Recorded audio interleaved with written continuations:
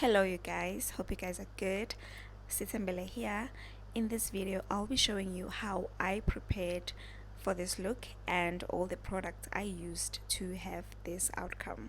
Tune in and enjoy. First I go in with my Dark and Lovely Waterless cleanser. This removes flakes and eliminates bad smell.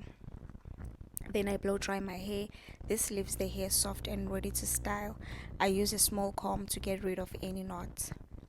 Then I go on and iron my hair with high heat, and what makes a huge difference is a wax stick. It will lay your hair down, and I finish with my Ebony hot comb for the extra shine to my hair, exactly the way I want. There you have it guys. I hope you find this helpful.